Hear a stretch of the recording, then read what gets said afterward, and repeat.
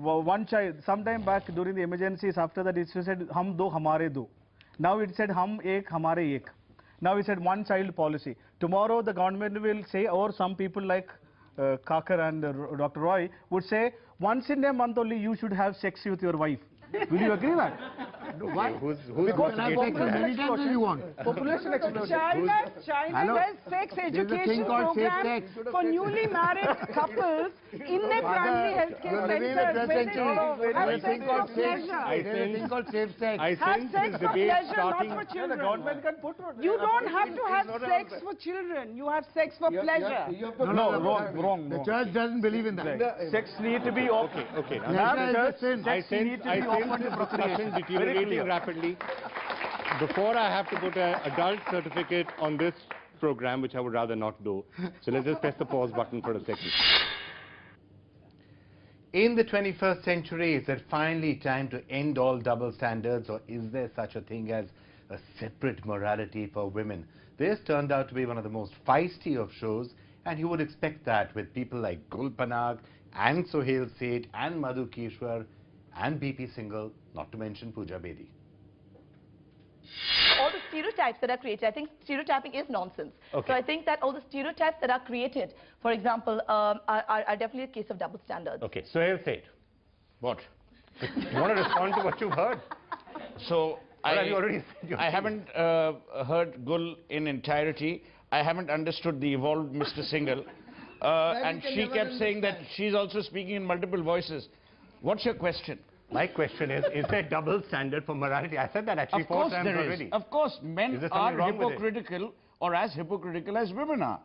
Men, especially married men, would like to see their wives in one role and their girlfriends in quite another. Why? That's the nature of the beast. That's how hypocritical men are. I mean, you are, or most men are.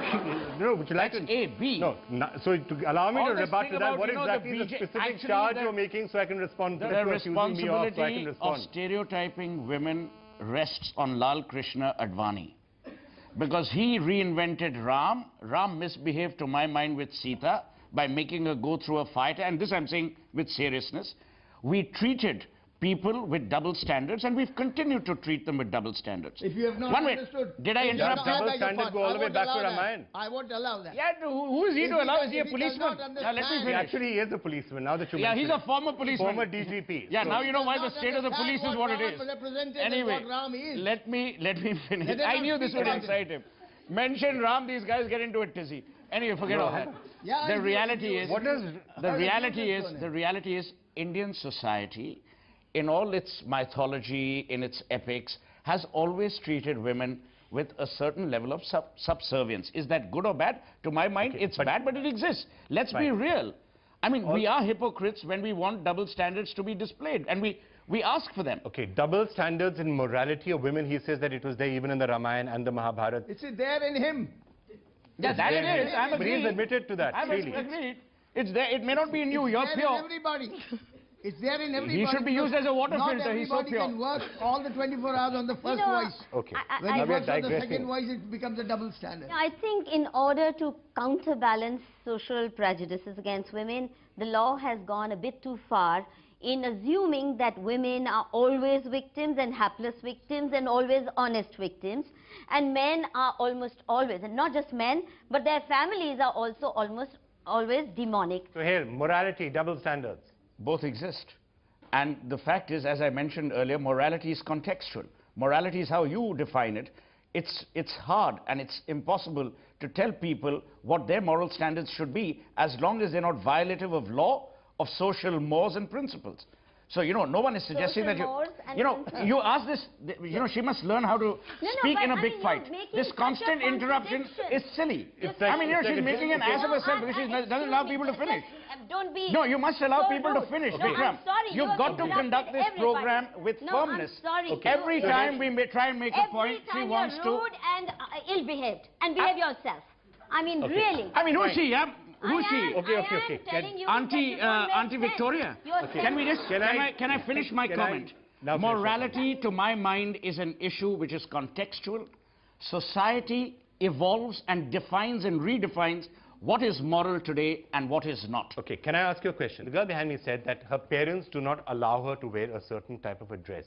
Is there anything wrong with that? Or as a parent, as a father, as a mother, are you not entitled to say, my child should only go out in a exactly certain... my earlier point, if I'm allowed to finish.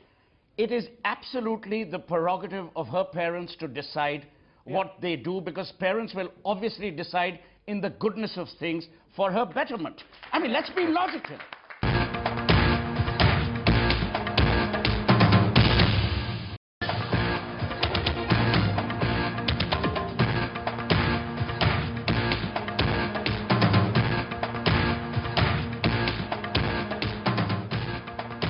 2011 was obviously another year where the media played a very, very important role, but there was also more scrutiny on the media, especially after the News of the World scandal actually broke. So that gave us the occasion to have this really interesting episode of The Big Fight. Okay. If Indian media becomes an ape, an imitator of the Western media of the kind that Murdochs of the world started, it will be a very bad day for Indian journalism. All right, Ashutosh?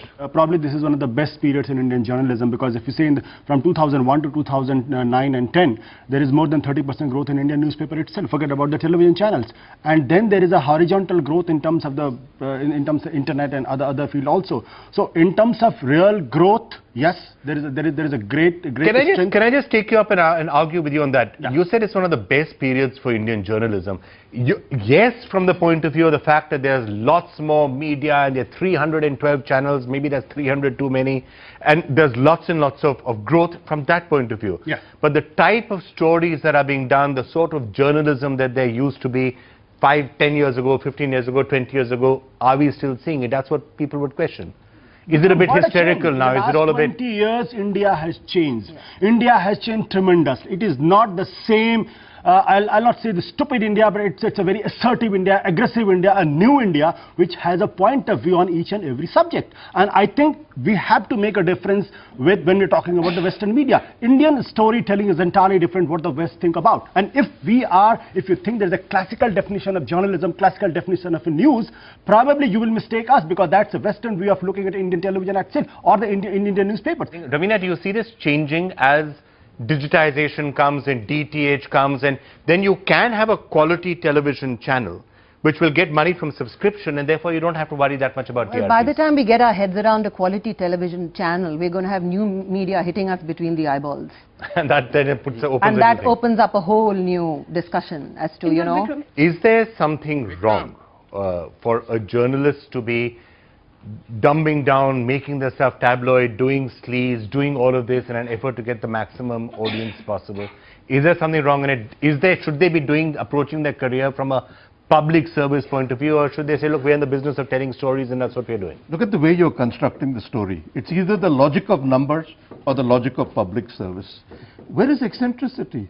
Where is dissent? Take all the any key terms: science, security, nation state. Name me one newspaper which has challenged the concept. Name me one. Adversarial journalism is not enough. I'm sorry. There's no major critique of our society present in any of these things. And I'm ready to take the challenge on any of you. I think you once famously said that there are channels which used to be full of ugly people interviewing other ugly people, and now, that therefore it's a better idea. I will clarify, that was research that came up across India, where news was all about analysis paralysis of people sitting around in badly lit studios and only discussing politics which didn't impact anybody else. That is what happened. Politics. Huh? Old-fashioned politics. Old-fashioned, dull, dry. Nobody was watching news as a result of that. So that is where that comment comes from. And therefore it had to be changed, and there's nothing wrong with being... Nothing wrong with it. Ravina, a quick comment, I want to turn to the audience. I've never come across anything direct in my career, but I do know that a mouthful is a mouth shut. So it can be, it does happen. But of course, for The Big Fight, 2011 was completely dominated by Anna Hazare and by the Lokpal Bill. We did 4 episodes on this one subject alone, and that's, I think, an all-time record. We've never done so many on one subject ever before in the history of The Big Fight. I also suspect we're going to have a lot more on that theme in 2012.